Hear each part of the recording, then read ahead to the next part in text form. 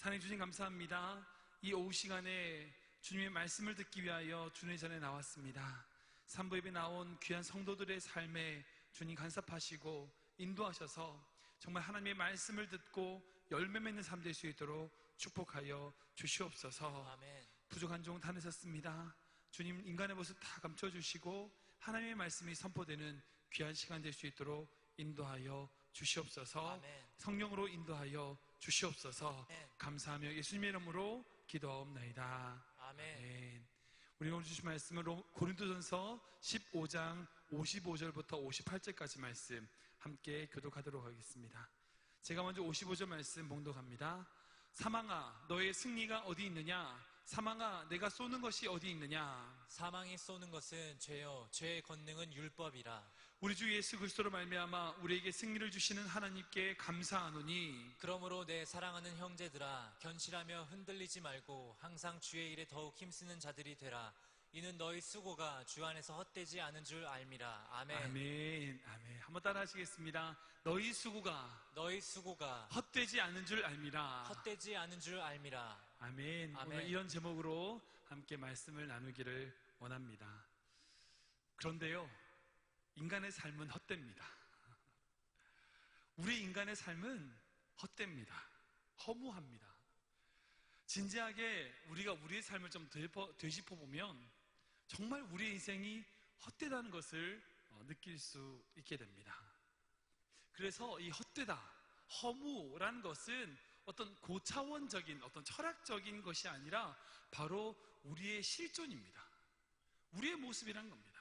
바로 우리 자신이 바로 허무입니다.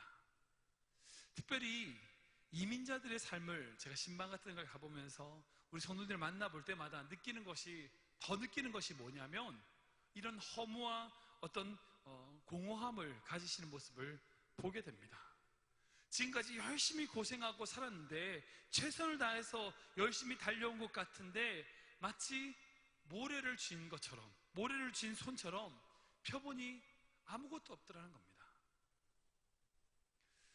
결혼하신 분도 계시고 안 하신 분도 계시지만 남자들 한번 생각해 볼까요? 남자들을 열심히 일하면서 부양해서 가족들 먹여 살렸어요.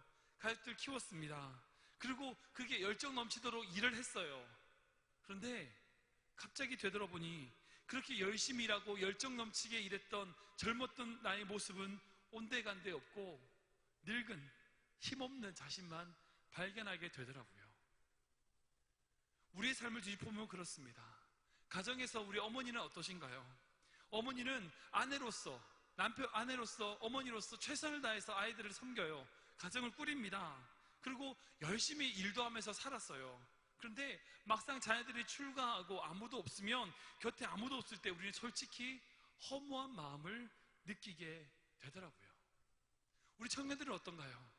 열심히 공부했어요. 최선을 다해서 공부했습니다. 이제 취업만 하면 돼요. 그래서 직장에 가면 모든 것이 다 해결될 것 같아요. 그래서 직장을 갔어요. 열심히 일을 하는데 마음 가운데 여전히 채워지지 않는 무언가의 마음을 가지고 있더라고요. 젊은 사람은 젊은 사람대로, 나이 드신 분들은 나이 드신 분들대로 그 마음에 허무한 마음을 가지는 것을 보게 됩니다. 그리고 우리는 이렇게 생각하죠.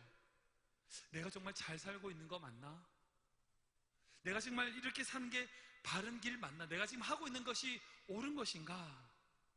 이렇게 열심히 살고 열심히 노력하는데 내가 이렇게 하면 되는 건가? 그리고 우리 안에 있는 여전히 존재하고 있는 허무함과 공허함을 보면서 우리는 묻게 됩니다. 여러분, 우리 인생은 어쩔 수 없이, 우리 인생은 단정 지을 수 없어요. 어느 누구도 답할 수 없는 인생입니다. 어느 누가 인생을 답할 수 있나요? 아무도 답할 수 없습니다. 어느 누가 여러분들 청년들에게 인생은 이렇다라고 이야기하는 사람이 있나요? 거짓말일 겁니다. 인생은 그렇게 답할 수 없습니다. 자신이 살아온 인생에 대해서 어느 누구도 정확하게 답을 줄 수가 없습니다. 설명할 수가 없습니다. 그리고 우리가 만나는 모든 문제에 대해서 원인과 결과에 대해서 아무도 답할 수 없습니다. 그렇기 때문에 허무한 겁니다. 열심히 살지만, 열심히 최선을 다해 살아가지만 우리 인생은 허무합니다. 무섭게 허무합니다. 무섭게 공허합니다. 교회 안에서는 안 그런가요? 교회 안에서 마찬가지죠. 교회 열심히 나와요. 신앙생활해요. 최선을 다해서 교회도 봉사하고 섬겨요. 그럼에도 불구하고 우리 안에 그 공허함과 허무함은 어쩔 수 없는 것 같습니다. 혹시 사랑하는 우리 성도님들, 우리 청년들, 제가 이렇게 설교를 시작하면서 이런 말을 던질 때에 그래 나도 그런 생각을 했었는데 라고 공감하시는 분들 계시지 않나요? 아니, 이 자리에 앉아있는 모든 분들이 말은 하지 않지만 속으로 그런 마음을 한 번쯤은 다 느껴보셨을 겁니다. 그런데 여러분, 그 허무한 마음과 공허한 마음이 우리에게부터 오는 걸까요? 아니면 하나님이 주셨을까요? 저는 하나님이 주셨다고 생각해요. 때로는 우리가 공허하다고 느끼는 그 마음조차도 하나님이 우리에게 주셨어요. 왜 주셨을까? 생각해보면, 조금 더 생각해보면 우리가 생기는 그 공허함과 그런 허무한 마음이 있기에 하나님을 찾더라고요. 그래서 다른 표현을 하자면 그런 공허함과 허무함을 가지신 분들이 지혜로운 사람이에요. 주변의 친구들을 한번 보세요. 그런 것 전혀 생각하지 않는 청년들, 친구들이 있을 거예요. 공허함이라든지 허무함에 대하여 전혀 생각지도 못하고 그저 자기 앞에 있는 말초신경이 자극되는 그런 쾌락만 따라가는 친구들이 있을 거예요. 그런 자들이 지혜로운 게 아니에요. 어찌 보면 내 인생은 도대체 무엇인가? 나는 정말 바르게 살고 있는가? 라고 묻고 있는 나의 모습에 지혜가 있다는 것을 보게 됩니다. 인간 중에 가장 지혜로운 사람을 꼽자면 솔로몬이겠죠. 물론 성경에 나와 있는 대로 솔로몬일 겁니다. 인간 중에 가장 지혜로운 자였습니다. 그런데 그 솔로몬이 왜 지혜로운가? 그는 인간의 허무함과 인간의 공허함이 무엇보다도 그것에 대하여 잘 알고 있는 사람이었습니다. 그러기에 그는 지혜자였습니다. 솔로몬이 썼던 전도서 1장 2절 말씀, 그 전도서라는 문장이 이렇게 시작합니다. 같이 읽겠습니다. 시작. 전도자가 이르되 헛되고 헛되며 헛되고 헛되니 모든 것이 헛되도다. 아멘. 전도서를 처음 시작하는 첫 문장에 우리 인생은 헛되다는 겁니다. 헛되고 헛되며 헛되고 헛되니 모든 것이 헛되다. 헛소리를 5번이나 합니다. 헛되다는 겁니다. 우리 인생이 다 헛되다는 겁니다. 그만큼 솔로몬은 지혜로운 자였습니다. 결국 우리가 살아가는 모든 삶에 있어서 발견되는 허무와 공허함이 있습니다. 어찌 보면 하나님이 우리에게 주셨습니다. 근데 왜 주셨느냐?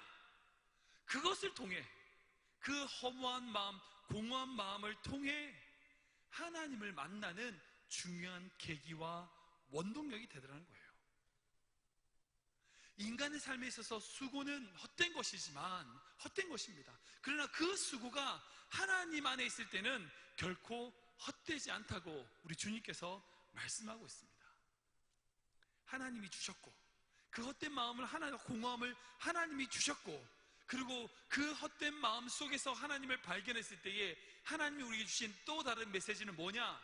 내가 아무것도 아닌 것 같다, 허무하다고 느끼는 그 마음 속에서 너희의 수고가 헛되지 않다고 또한 말씀하시는 하나님의 음성이 있다는 겁니다.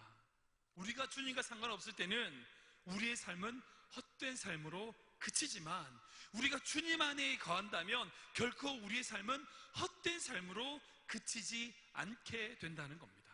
오늘 이 말씀, 이 믿음을 가지고 한번 생각해 보기 원합니다. 그러면 우리가 어떤 인생으로, 어떤 믿음으로 이 세상 속에서 살아가야 할 것인가 한번 점검해 보기 원합니다. 첫 번째로, 왜 우리의 삶은 헛된 삶으로 그치지 않는가? 하나님이 우리에게 승리를 주시는 분이기 때문입니다. 같이 읽겠습니다. 시작. 하나님은 우리에게 승리를 주시는 분이시기 때문입니다. 한 번 더 읽겠습니다. 시작. 하나님은 우리에게 승리를 주시는 분이시기 때문입니다. 아멘. 아멘. 고린도서 15장 57절 말씀 같이 읽겠습니다. 시작. 우리 주 예수 그리스도로 말미암아 우리에게 승리를 주시는 하나님께 감사하노니. 아멘. 우리가 우리 삶에 있어서 첫 번째 기억해야 될 게 뭐냐고요? 바로 우리 하나님이 우리에게 승리를 주시는 분이시라는 겁니다. 우리에게 이 믿음이 있어야 됩니다. 이 믿음이 있을 때에 우리가 만나는 환경과 상황 속에서 허무가 아닌 소망으로, 공허가 아닌 소명으로 나아갈 수 있게 됩니다. 아멘. 여러분, 종교학에서 기독교를 포함한 모든 종교를 공부하는 종교학에서 종교를 두 가지로 나눕니다. 고등 종교와 하등 종교라고 하는 것으로 구분을 하는데요. 하등 종교와 고등 종교를 구분하는 분기점이 두 가지를 가지고 있습니다. 첫 번째는 뭐냐면 그 종교에 변하지 않는 경전이 있느냐, 그러니까 말씀이 있느냐 하는 거죠. 성경의 말씀처럼 불교라든지 그런 코란이라든지 이런 것처럼 말씀이 있느냐 있지 않느냐로 고등 종교와 하등 종교를 구분합니다. 두 번째는 뭐냐면 그 종교 안에 자기 부인이 있느냐 그렇지 않느냐로 고등 종교와 하등 종교를 구분합니다. 여기서 자기 부인이라는 것은 내 와이프를 얘기하는 게 아니에요. 자기 부인이라고 해서 와이프를 얘기하는 게 아니라 자기를 부인하는 거예요.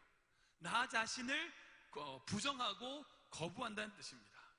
즉, 그 종교에서 말하는 중요한 가치를 위해서 자기의 욕망이나 욕심을 부인하는 자, 내려놓는 자, 내려놓느냐 그렇지 않느냐로 고등 종교와 하등 종교를 구분한다는 겁니다.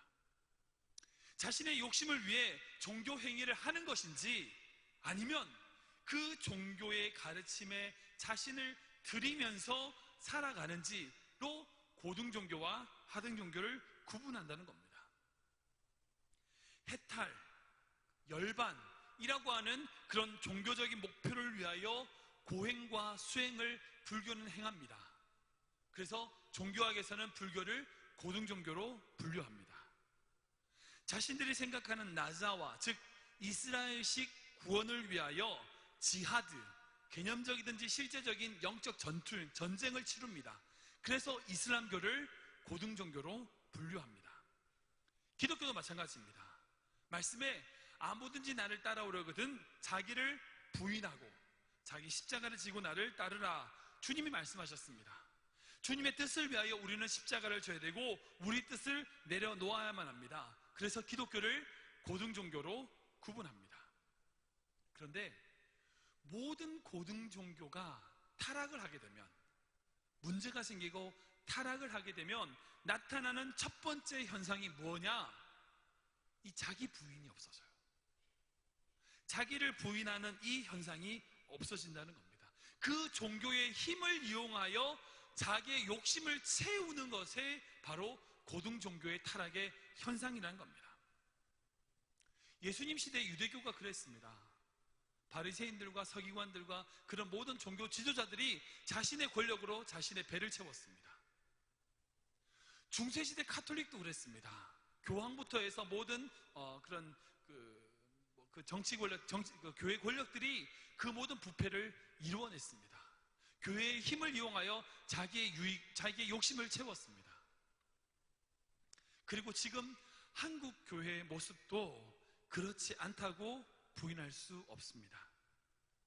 여러분, 자기 부인이 사라지면요, 자기를 내려놓고 자기를 부인하는 이것이 사라지면 종교는 자신의 욕망을 채우는 도구가 되어버립니다.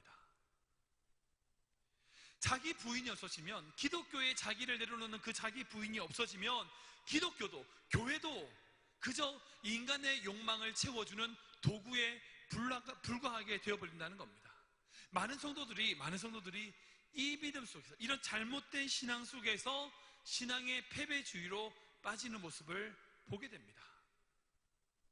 자기 부인 없이 성공이라고 하는 결과만을 축복이라고 이야기하는 한국 교회의 그런 잘못된 가르침을 통해서 반대로 성공하지 못한 자들은 패배주의에 빠지게 되는 겁니다. 자기 부인 없는 병고침은 오히려 병든 자를 축복받지 못한 자로 전락시키더라는 겁니다. 지금 제가 여러분 성공과 병고침을 부정하는 것이 아닙니다. 필요합니다. 있어야 됩니다. 하나님의 놀라운 능력입니다. 그런데 그것이 축복이냐, 그것이 모든 것이냐 이야기할 때는 성공하지 못한 자, 병든 자는 축복받지 못한 자로 분류되어 버리는 오류를 범하게 되더라는 겁니다. 여러분, 결코 그런 것만이 승리가 아닙니다. 하나님이 주신 승리가 그런 것만은 결코 아닙니다. 제가 좋아하는 찬양 중에 그 강명식 음악사님이 부르셨던 승리라고 하는 찬양이 있는데, 혹시 아시는 분 계신지 모르겠어요. 처음 시작할 때 승리오 뭐 이렇게 하는 건데, 중간 가사가 이런 가사가 있습니다.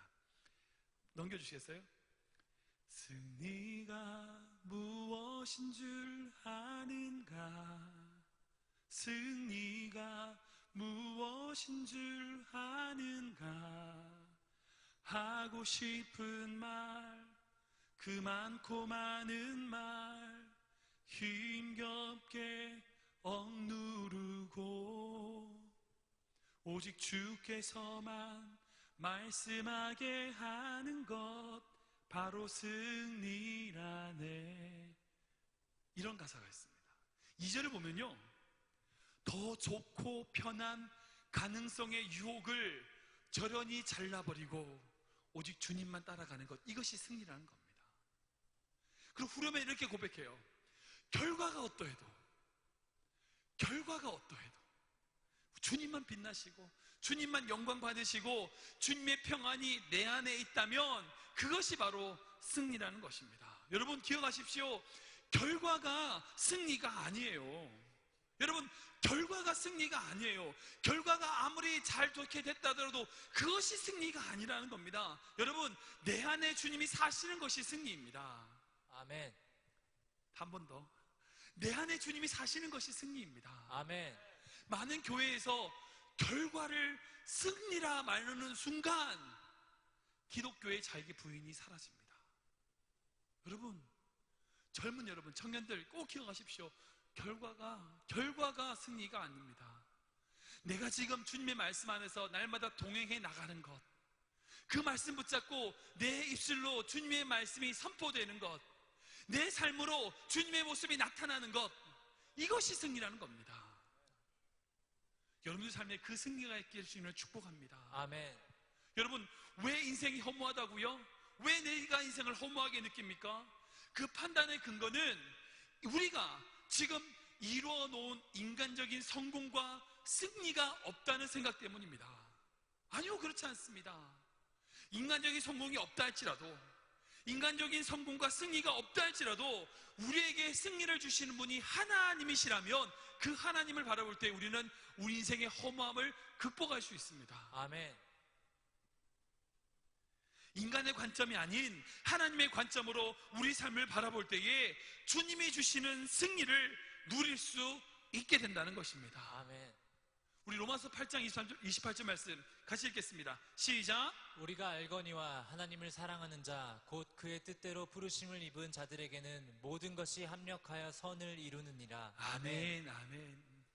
여기서 말씀하시는 모든 것이 합력하다 할 때 이 모든 것에는 분명 우리의 성공도 포함이 됩니다. 그러나 우리의 실패와 우리의 실수, 그리고 심지어는 우리의 수치까지 포함된 모든 것이라는 겁니다. 하나님이 우리의 성공 내지는 좋은 것들만 가지고 협력하신, 아니요, 우리의 부족한 것, 우리의 실패, 심지어는 우리의 죄와 수치까지도 모든 것을 합력하여 선을 이루시는 분이 우리 하나님이신 줄 믿어야만 합니다. 아멘. 이것이 승리라는 것입니다. 아멘. 여러분, 인생은 제가 예언을 하나 할게요. 우리 청년들, 제가 다른 예언은 잘 못하지만 100% 제가 맞출 수 있는 예언이 있습니다. 여러분들 앞에 제가 예언할게요. 청년들 앞으로 살아갈 때에 여러분들 앞에 분명히 어려움이 있을 겁니다. 제 예언이 맞죠? 네. 분명히 어려움이 있을 겁니다. 이거 100% 맞습니다. 우리에게 그저 편한 길만이 아니요, 하나님이 결코 우리에게 편한 길만 주시지 않는 분입니다. 우리 인생에게는 여건과 좌절이 있습니다. 문제가 있습니다. 그러나 우리 주님께서는 그 문제와 역경과 좌절 속에서 우리를 지으셨을 때는 우리가 그저 온실 속의 화초로 자라는 것이 아니라 그 문제들을 극복하기를 원하는 마음이 하나님께 있다는 겁니다. 아멘. 그러기에 우리는 그 문제들을 대하는 마음의 자세가 너무나도 중요합니다. 상황이 변하지 않아요. 몇 달이 지나도 상황이 나아지지 않습니다. 더 경제적인 상황이 악화돼요. 그럴 때 여러분들 어떻게 해야 됩니까? 어떤 사람이 자꾸 싫어요. 미워요. 근데 그게 지나쳐가지고 마음에 분이 생겨요.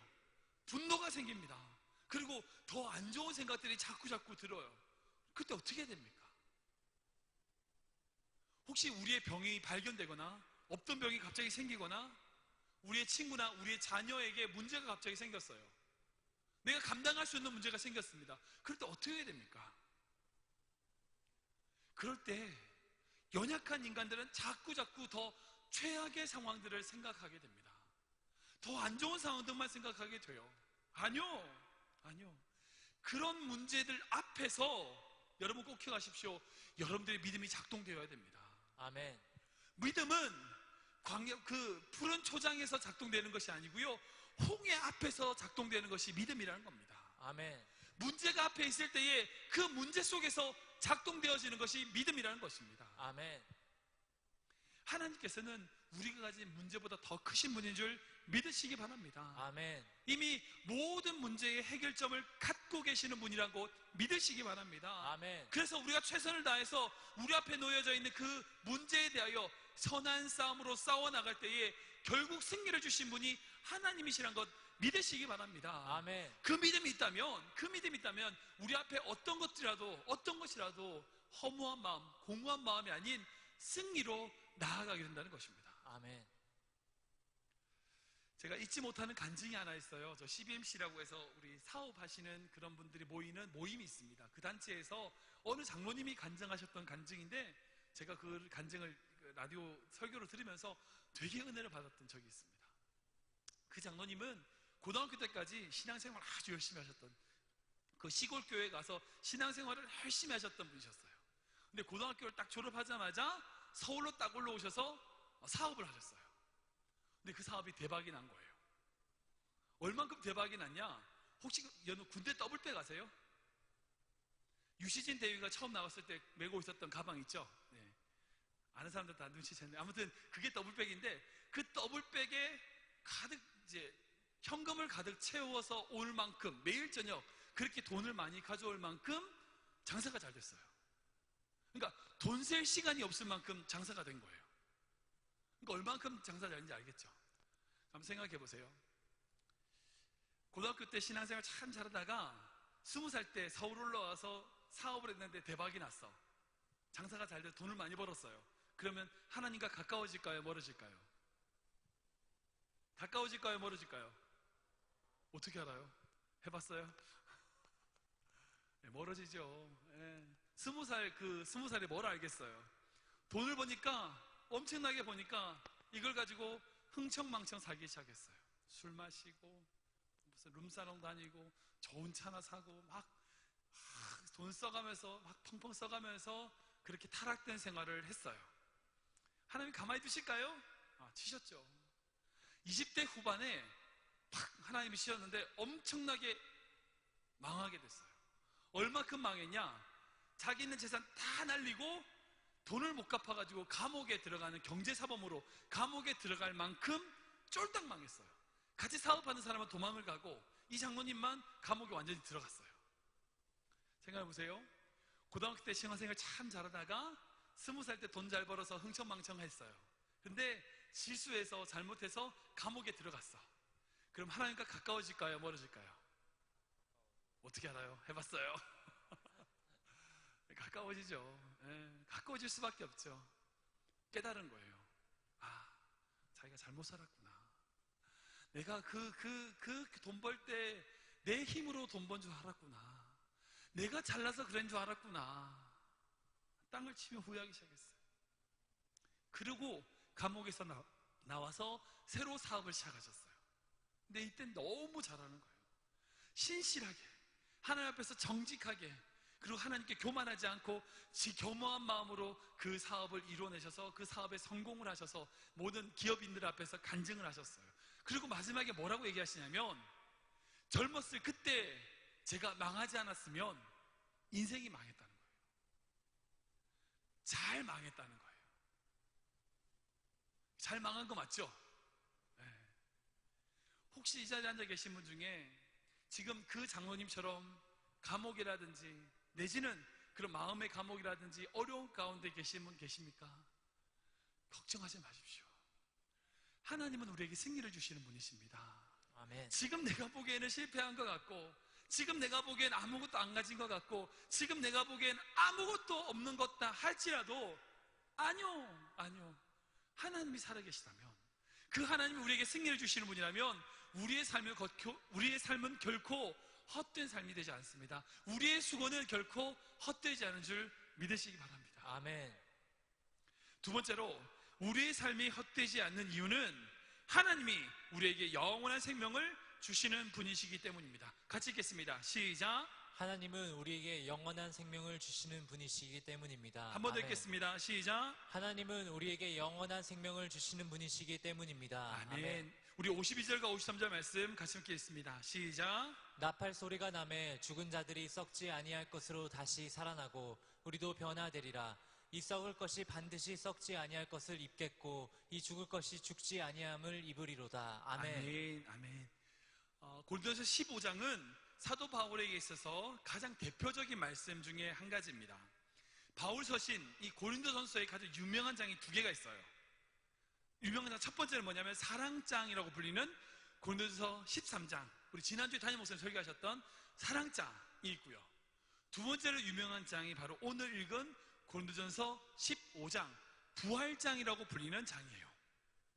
이 부활장은 1절부터 58절까지 쭉 진행이 되는데, 초반부에는 무슨 얘기가 나오냐면 예수님이 진짜 부활하셨다는 얘기예요. 뭐 제자들에게 보이시고, 뭐 게바에게 보이시고, 그다음 500여 형제에게 보이시고, 또 사도 바울에게 보이시고, 예수님이 부활하셨다는 얘기를 초반에 해요. 중간에 뭔 얘기를 하냐면 그 부활이 얼마나 중요하냐, 정말 그렇게 예수님이 부활하셨는데 그 부활이 얼만큼 중요한지를 막 설명해요. 그리고 후반에는 뭔 얘기하냐면, 그러면 예수님이 부활하셨고 부활이 중요하니까 우리 또한 부활하게 될 것이다 라는 얘기가 15장 하반절에 쭉 기록되어 있는 것을 보게 됩니다. 그리고 맨 마지막에 우리가 읽었던 58절에 그래서 우리의 수고가 결코 헛되지 않다, 주 안에서 헛되지 않다라고 말씀하시는 것으로 부활장은 끝이 나게 됩니다. 왜 우리의 삶이 결코, 우리의 수고가 결코 헛되지 않냐? 우리에게 부활이 있기 때문이라는 거예요. 우리에게 부활이 있습니다. 15장 전체 내용은 바로 부활이 있으면서 그 부활은 영원한 생명이 우리에게 있고, 우리가 그렇게 영원한 생명을 가진 자라면 지금 우리의 삶이 결과가 어떠하든지 간에 지금 우리가 하는 수고, 우리의 삶이 결코 헛된 삶이 되지 않는다라고 이야기하시는 겁니다. 여러분, 만약 부활이 없다면 어떻게 될까요? 부활이 없으면 뭡니까? 우리 19절 말씀에 기록되어 있습니다. 같이 읽겠습니다. 시작. 만일 그리스도 안에서 우리가 바라는 것이 다만 이 세상의 삶뿐이면 모든 사람 가운데 우리가 더욱 불쌍한 자이리라. 아멘. 아멘. 맞습니다. 부활이 없다면 우리가 제일 불쌍해요. 왠지 아세요? 여기 앉아 있잖아요. 이 시간에 저 밖에 나가서 노는 게 낫죠. 부활이 없다면. 이 세상에 젊으라면 우리가 여기 있을 필요가 없죠. 그렇습니다. 우리의 삶이 이 세상이 전부라면 우리는 이 세상에서 어찌 보면 가장 불쌍한 자입니다. 사도 바울 생각해 보세요. 사도 바울 생각해 보세요. 사도 바울은 결혼도 안 했어요. 연애도 잘 못했습니다. 예수님 만나가지고 그 평생 독신으로 살았어요. 그리고 그가 뭐 돈이 많았나요? 아니요, 돈 없었어요. 돈이 없어가지고 겉옷 살 돈이 없어가지고 디모데후서 보면 그 디모데한테 겉옷을 좀 가져다 달라고 그래요. 추워서 옷이 없어가지고 옷을 가져다 달라고 그래요. 그가 남긴 게 뭐 있어요? 편지 몇 개 남긴 거 말고는 이 세상에 남겨있는 유물은 아무것도 없어요. 결혼도 못했죠. 재산도 없죠. 그리고 신분은 어때요? 죄인의 신분으로 로마로 끌려가가지고 결국 어떻게 했습니까? 목 잘려 죽었어요. 참수형 당해 죽었습니다. 그 인생이 얼마나 불쌍해요. 인간적인 관점을 보면 사도 바울이 가장 불쌍한 사람이에요. 그런데 정말 불쌍한 사람입니까? 아니요, 그렇지 않습니다. 천국이 있고 부활이 있고 영원한 생명이 있기에 사도 바울은 어느 누구보다 가장 훌륭한 삶을 살았고 부러운 삶을 살았던 사람입니다. 우리 또한 마찬가지입니다. 우리가 이 세상을 살아갈 때에 정말 인간적으로 보면 성공하지 못하고 실패한 것 같고 아무것도 없는 것 같지만 우리의 삶이 이 세상뿐이면 불쌍한 자일 수 있겠지만 우리요, 그렇지 않습니다. 영원한 생명이 있습니다. 아멘. 영원한 부활이 있습니다. 아멘. 이 부활과 생명이 있다는 것을 믿는다면 우리의 삶은 결코 헛되지 않다고 믿으시기 바랍니다. 아멘. 왜 우리가 손해를 볼 수 있습니까? 왜 다른 사람들에게 바보 취급 당할 수 있나요? 부활이 있기 때문입니다. 왜 우리가 손해볼 수 있을까요? 부활이 있기 때문입니다. 왜 우리가 우리의 삶을 나눌 수 있을까요? 부활이 있기 때문입니다. 내가 아직 그 조그만 것이라도 나눌 수 있는 힘은 우리에게 있지 않습니다. 부활에 있습니다. 아멘. 우리가 높은 가치, 그냥 낮은 가치가 아니라 높은 가치를 이해할 때에 우리는 낮은 가치의 것에 얽매이지 않게 될 수 있다는 겁니다. 아멘. 제가 한 분을 좀 소개해드리고 싶은데요. 독립운동가 김용환 의사님이십니다. 이 의사가 닥터 아니에요. 그 의로운 사람이라가지고 안중근 의사 할 때 그 의사입니다. 네, 닥터 아닙니다. 독립운동가입니다. 네. 경북 안동 의성 김씨 집안의 장손이셨습니다. 이 집안은 어떤 집안이냐? 임진왜란 때 의병을 일으켰던 의병장 학봉 김성일 그 집안입니다. 그 사람을 중심에 둔 명문 가문이었습니다. 근데 그 집안의 13대 손이셨어요. 그 집안의 장손으로서 아주 공부도 박식하게 공부도 많이 하시고 굉장히 명문 가문의 장손이었습니다. 그런데 그 집안에서 난 남봉꾼이었어요. 동네 사람들이 다 손가락질 하는 노름꾼이었어요. 자신이 가지고 있는 자기 가문에서 내려온 전답, 집, 그 전답이 얼마 되면 18만 평 정도 되는데, 제가 자료를 보니까 현대시가로 한 200억 정도, 2천만 불 정도 되는 그 정도의 시가의 가치 있는 그 모든 전답들을 노름으로 다 날렸어요. 이분이 그분이십니다. 노름으로 자기에 있는 모든 재산을 다 날렸어요. 집도 다 날리고요. 심지어는 자신의 딸이 그 친정에서 물건을 뭐 사가지고 온다고 뭐 사러 그 돈을 들고 왔는데 그 딸의 돈마저 빼내가지고 노름을 날렸던 분이 이분이십니다. 모든 사람들이 다 손가락질했어요. 남봉꾼, 정말 망나니, 개차반, 노름꾼, 손가락질 다 했어요. 이 김용환 의사께서 해방 이듬해 1946년에 일찍이 세상을 떠났는데 그의 사후에 놀라운 사실이 밝혀졌어요. 뭐냐? 인격 파탄자요, 노름꾼이요, 남봉꾼이라고 불려졌던 그가 알고 보니 독립운동가였다는 거예요. 그렇게 남봉꾼처럼 노름꾼처럼 행세를 했지만 그 돈을 몰래 뒤로 빼돌려서 독립군 자금으로 보냈다는 거예요. 자신의 집, 전답, 그 모든 자기 집안의 가문에 있는 재산들을 탕진한 것처럼 행세를 했지만 미리 짜여진 계획에 따라서 노름꾼에 있는 사람에게 일부러 적어서 그 돈이 독립군 자금으로 갈 수 있도록 그렇게 했다는 거예요. 왜? 이 종갓집의 13대 손으로 그 경찰들의 어떤 특별 감시를 계속 받고 있던 상황이었기 때문에 그 방법 아니고는 그 독립군을 도울 수 있는 방법이 없다고 판단하여 그렇게 자기가 그런 행세를 한 거예요. 고육지책으로 그렇게 행동해요. 심지어는 자기 가족들에게 다 속이고 심지어는 자기 부인마저 속여서 그런 남봉꾼 역할을 스스로 감당을 했다는 거예요. 남봉꾼, 추잡한 사람이란 오명을 자기가 죽는 그 순간까지 평생 뒤집어 쓰면서 독립을 위해 몰래 일을 했다는 겁니다. 이분의 임종 때에 독립군 동지가 찾아왔어요. 이 사실을 밝혀야 되지 않겠냐? 당신이 그렇게 독립운동을 했다는 것을 사실을 밝혀야 되지 않겠냐? 그는 허락하지 않았어요. 왜? 난 나의 조국, 우리 조선이 독립한 것으로 나는 됐다. 그분의 이야기입니다. 밝힐 필요가 없다는 거예요. 왜? 우리나라가 독립을 했으니 괜찮다는 거예요. 선비로서 당연히 해야 될 일을 했을 뿐인데 더 말할 필요 없다. 그것이 그의 대답이었습니다. 이후 1995년에 이르러서야 이분의 독립운동의 공로가 공식적으로 인정되어서 건국훈장을 받으셨어요. 그리고 의사로 봉인되셨습니다. 여러분, 모든 오해를 받고 나쁜 사람으로 보여져도 그분은 괜찮다는 거예요. 나 괜찮다. 왜? 조선의 독립이 있으니, 조선이 독립을 했으니 나는 괜찮다. 우리가 정말 중요한 것이 높은 가치의 생명, 부활이 있다면 지금 우리가 오해받는 것 괜찮다는 거예요. 청년들이니까 제가 이런 말 해도 될 것 같아요. 많은 교회들이 싸워요. 왜 싸우는지 아세요? 그 사람이 나를 이렇게 봤다는 거예요. 나를 인정해주지 않는다는 거예요. 자기가 그렇게 오해받고 있다는 거예요. 난 그런 사람이 아닌데 그렇게 오해하는 사람들에 대하여 싸우고 있는 한국 이민교회의 모습을 보게 됩니다. 왜 그럴까요? 어찌 보면 더 높은 차원을 이해하지 못해서일지 아닐까요? 지금 이 세상에서 내가 어떻게 평가받는지, 그 사람이 나를 어떻게 보는지, 그 사람이 나를 어떻게 생각하는지, 이것이 더 중요한 거 아닌가요?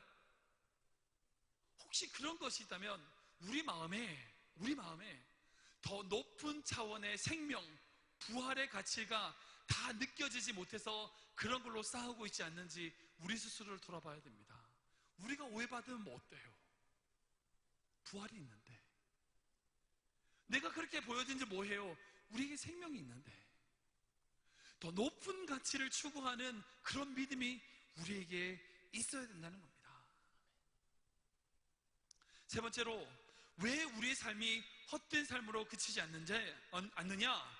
하나님은 우리를 우리 되게 하시는 분이시기 때문입니다. 같이 읽겠습니다. 시작. 하나님은 우리를 우리 되게 하시는 분이시기 때문입니다. 한 번 더 읽겠습니다. 시작. 하나님은 우리를 우리 되게 하시는 분이시기 때문입니다. 아멘. 우리도 고린도서 15장 10절 말씀 같이 읽겠습니다. 시작.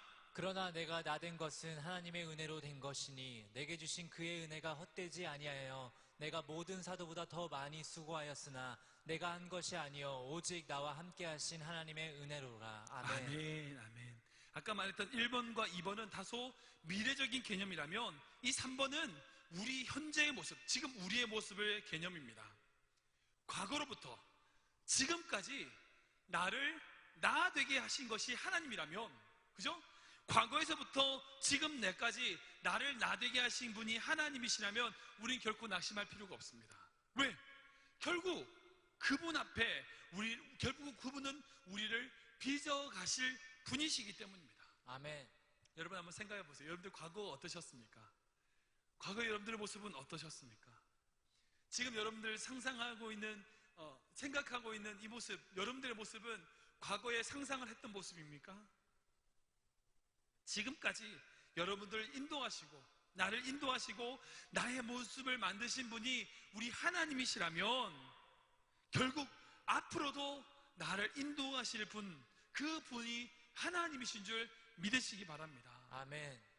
나를 여기까지 인도하셨더니 하나님이시라면 내가 하나님의 것이기에 하나님이 만들어 나가신다는 겁니다. 아멘.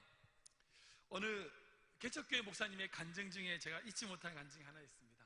이 개척교회 개척하시면서 이 목사님이 처음에 기도를 하셨어요. 하나님, 저 개척하는데 너무 두렵습니다. 저 좀 도와주세요. 하나님 좀 도와주세요. 하나님 제발 도와주세요. 이렇게 막 기도를 했어요. 얼마나 두렵겠습니까? 개척교회 한다는 것이 쉽지 않잖아요. 개척교회를 시작하면서 너무 두려운 마음에 하나님 저 좀 도와주세요 막 기도했어요. 근데 어느 날 하나님의 말씀이 그 목사님에게 탁 와서 부딪혔어요. 그 말씀이 뭐냐면 마태복음 16장 18절 말씀입니다. 같이 읽겠습니다. 시작. 또 내가 내게 이르노니 너는 베드로라. 내가 이 반석 위에 내 교회를 세우리니 음부의 권세가 이기지 못하리라. 아멘. 아멘. 아멘. 이 말씀이 딱 부딪혔어요. 어느 말씀이냐? 이 반석 위에 내 교회를 세우리니. 아, 맞다.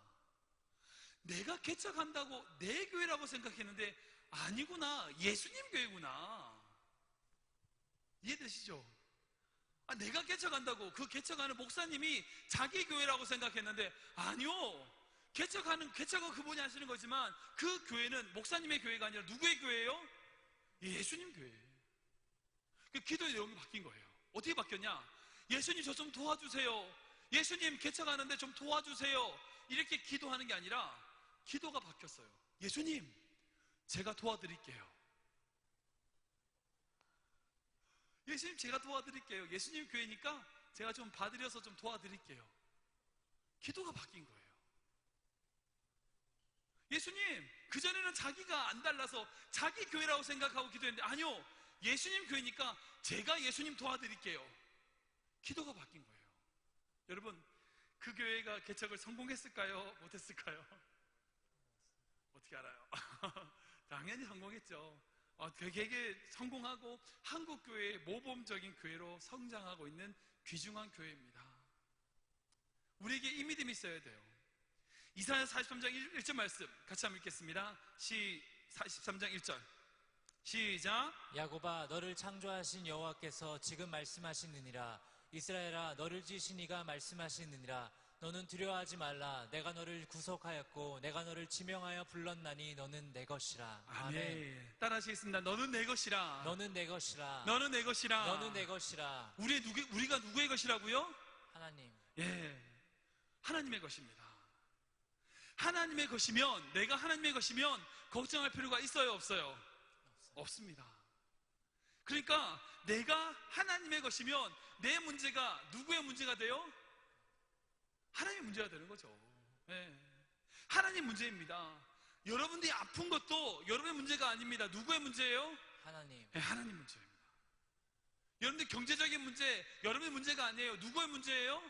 하나님 문제입니다. 기도를 바꿔보세요. 하나님, 저 좀 도와주세요. 이렇게 기도하지 마시고, 하나님, 제가 도와드릴게요. 왜? 내가 하나님의 것이니까. 내가 하나님의 것이니까 기도를 바꿔보세요. 하나님, 제가 좀 도와드릴게요. 저하고 좀 관련이 있으니까 제가 좀 도와드릴게요. 여러분, 이 믿음 가지시기 바랍니다. 아멘. 여러분이 되는 것은, 여러분이 지금까지 이렇게 살아오고 이런 모습 된 것은 여러분이 한 것이 아니에요. 누가 한 것입니까?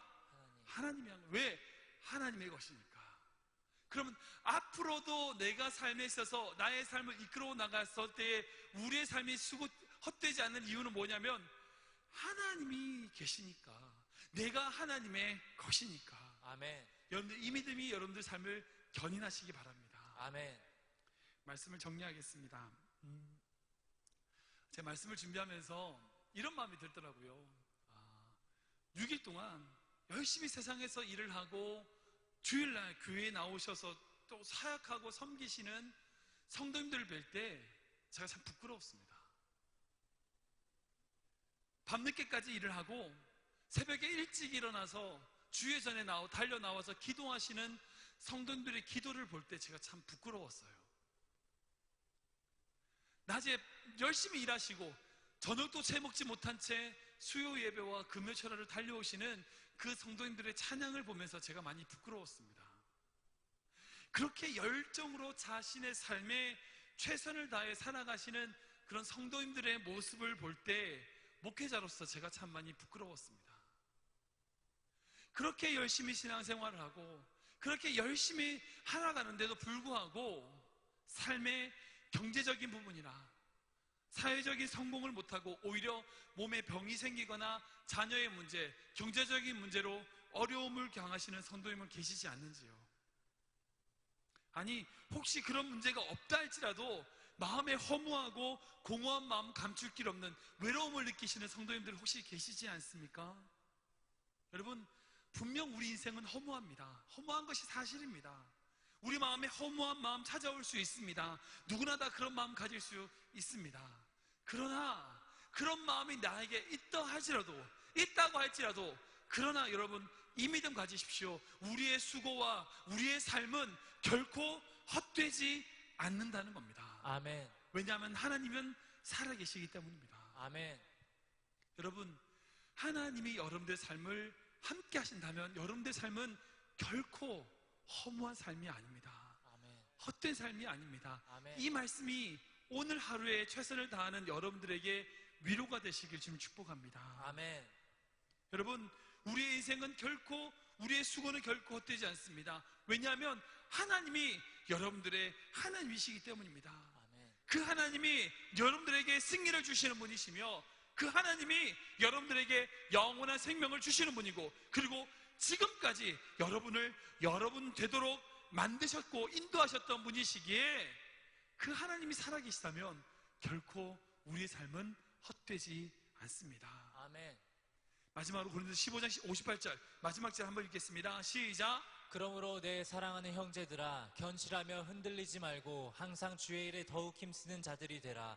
이는 너희 수고가 주 안에서 헛되지 않은 줄 알미라. 아멘. 예, 이 말씀처럼 우리에게 주어진 사명, 우리에게 주신 가정, 우리에게 맡겨진 사회적인 일들, 직장, 그 모든 일들 속에서 견실하며 흔들리지 않고 주님을 위하여 더욱더 살아갈 수 있는 여러분들 믿음 가지시길 주님을 축복합니다. 아멘. 마지막으로 헨리 C. 모리스 선교사님의 자서전에 있는 이 예화를 들고 기도하길 원하는데요. 이 헨리 C. 모리스 선교사님은 아프리카에서 40년 동안 선교사역을 감당하신 분이셨어요. 40년 동안 아프리카에서 열심히 사역하셨어요. 근데 그 사역을 하면서 건강을 잃었어요. 몸이 되게 안 좋으셨어요. 그래서 도저히 안 돼서 70의 나이에 은퇴를 하고 고국인 미국으로 돌아오게 됐습니다. 40년 동안 그 아프리카 사역을 하면서 함께 떠났던 사랑하는 아내를 그 땅에 묻고 돌아와야 했습니다. 그리고 사랑하는 자녀들 아기를 낳았어요. 그런데 풍토병으로 그 자녀들이 자라지 못하고 결국 죽어서 그 땅에 묻고 돌아와야 됐습니다. 처음에 부금을 가지고 왔던 젊음도 그 땅에 묻어버리고 돌아와야 됐습니다. 아무것도 가지고 온 게 없었어요. 정말 빈손으로 40년 만에 고국인 미국으로 돌아오게 되었습니다. 근데 마침 그 돌아오는 배에 누가 타고 있었냐면 루즈벨트 대통령이 아프리카 순방과 그 코끼리 사냥을 마치고 한 달 만에 되돌아오는 일정과 다 겹쳤어요. 그 배를 마침 타고 있었어요. 그 뉴욕항에 그 배가 도착을 하니까 정말 수많은 사람들 환영 인파가 모여 있는 거예요. 이 성수님 오해했어요. 자기가 온다고 혹시 환영하러 온 것은 아닌가 순간적으로 오해를 했어요. 알고 보니 거기에 VIP 루즈벨트 대통령이 타고 있었던 거예요. 그런 배는 아시겠지만 먼저 VIP가 내릴 때까지 다른 승객들은 대기를 하잖아요. 그 VIP가 먼저 내려서 환영 인파의 환영을 받았어요. 그러고 나서 제일 3등석에 그 목사님 선교사님이 맨 마지막에 배를 내려올 수 있었어요. 배를 내려와 보니 항구에 아무도 없는 거예요. 그 대통령을 환영했던 사람들 다 집에 가버리고 자기를 환영해 준 사람은 아무도 없는 거예요. 선교사님 마음 가운데 섭섭함이 들어오는 거예요. 도대체 이게 뭐야? 40년 동안 정말 주님을 위하여 정말 최선을 다해서 사역하고 목숨 걸고 정말 열심히 사역하고 내 아내도 거기다 묻어놓고 내 자식들도 다 묻어놓고 아무것도 없이 아프리카에서 미국으로 돌아왔는데 환영해 줄 사람이 아무도 없단 말이야. 내가 지금 40년 동안 선교 사역했던 게 헛것인가? 이 성도의 마음 가운데 너무 섭섭한 거예요. 하나님께 섭섭한 거예요. 하나님 도대체 이게 뭐예요? 이게 뭐예요 이게? 그 대통령이라는 사람은 한 달 동안 잠시 갔다 온다고 이렇게 많은 사람이 와서 환영해주고 있는데 나는 40년 동안 그렇게 정말 쇠가 빠지게 고생하고 왔더니 환영해줄 사람 아무도 없잖아요. 내가 집에 왔더니 아무도 나를 환영해주지 않잖아요. 마음 가운데 울분이 막 쏟아지기 시작한 거예요. 그때 그 성교사님 마음 가운데 하나님께서 마음을 주셨어요. 말씀하셨어요. 그분의 자서전에 기록하길 뭐라고 말씀하셨냐면 헨리야, 넌 아직 집에 오지 않았단다.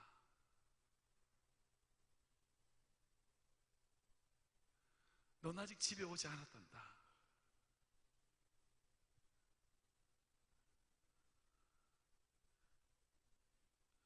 여러분, 이 말씀이 이 헨리 성사님께 얼마나 큰 위로가 됐는지 그분의 자서전에 그 음성을 들으면서 펑펑 울었다고 쓰여져 있습니다. 여러분, 우리 인생은 어찌 보면 헛됩니다. 아무것도 남겨진 거 없을 것 같아요. 그러나 우리가 주님 안에 있다면 결코 우리의 인생은 헛되지 않습니다. 왜냐고요? 우리를 지으신 분이 하나님이시거든요. 아멘. 우리를 인도하시는 분이 하나님이시거든요. 아멘. 우리를 우리 되게 하시는, 나를 나 되게 하시는 분이 우리 하나님이시기 때문에 결코 우리의 삶은 헛되지 않습니다. 아멘. 이 믿음 가지시고 오늘 하루 여러분들의 삶에 있어서 정말 하나님의 영광을 위하여 최선을 다하는 저와 여러분들에게 좀 축복합니다. 아멘. 우리 찬양 같이 들어볼까요? 나를 지으신 이가 하나님, 나를 부르신 이도 하나님. 이 가사의 맨 마지막 절에 이렇게 기록되어 있습니다. 나 주저함 없이 그 땅을 밟음도 나를 붙드시는 하나님의 은혜.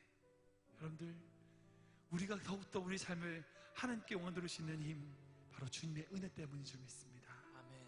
함께 고백하며 찬양합니다.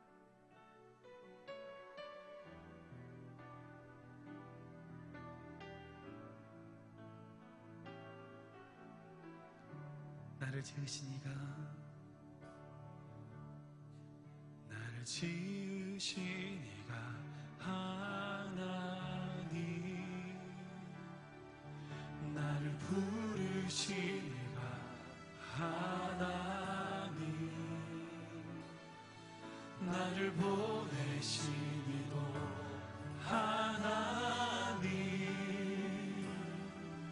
나의 나 된 것은 하나님 은혜라. 나의 달려갈 길, 나의 달려갈 길 다가도록, 나의 마지막 호흡, 나의 마지막 호흡 다하도록, 나를 그 십자가를 품게 하시니, 나의 나 된 것을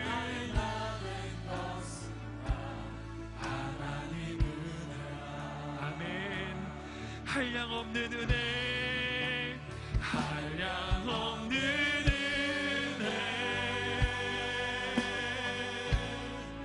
갚을 길 없는 은혜, 내 삶을 애워 사는 하나님의 은혜, 하나님의 은혜, 하나님의 은혜. 나 주저함 없이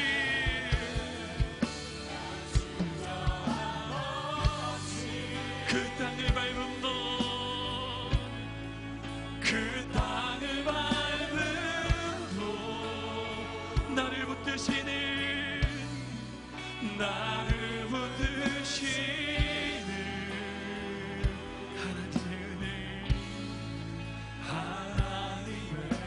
우리 가슴에 손을 얹고 고백합니다. 나를 지으신 이가 하나님, 나를 지으신 이가 하나님, 나를 부르신 이가, 나를 부르신 이가 하나님, 나를 보내신 이도, 나를 보내신 이도 하나님, 나의 나 된 것을 하나님 은혜라. 나의 달려갈 길, 나의 달려갈 길 다가도록, 나의 마지막 호흡 닿도록, 나의 마지막 호흡 주를 위하여 살겠습니다. 나로 그 십자가, 나로 그 십자가 품게 하시니, 나의 나 된 것, 나의 나 된 것은 우리 손을 고백합시다. 한량없는, 한량없는 은혜, 갚을 길 없는, 갚을 길 없는 은혜, 내 삶을 애워 사는, 내 삶을 애워 사는 하나님의 은혜, 하나님의 은혜, 하나님의 은혜,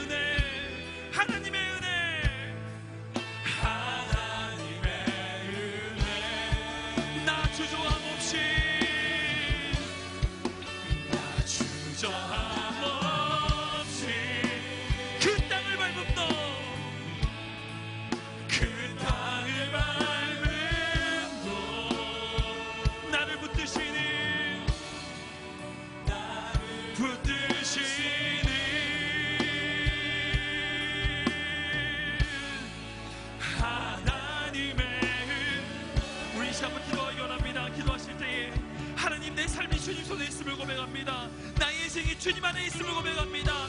내가 주님의 은혜 가운데 있음을 고백합니다. 내 인생 주님이 주관하여 주시옵소서. 주님 앞으로 짓고 전심으로 기도합니다. 시작. 주님 하나님의 가운데 가게 하여 주시옵소서. 주님의 주연의 가운데 나갈 수 있도록 하여 주시옵소서. 주님 주연의 가운데 소원합니다. 주의 말씀 가운데 소원합니다. 그분의 가운데 소원하오니 아버지 역사에 주시옵소서. 하여 주시옵소서. 주님의 가운데 살게 하여 주시옵소서.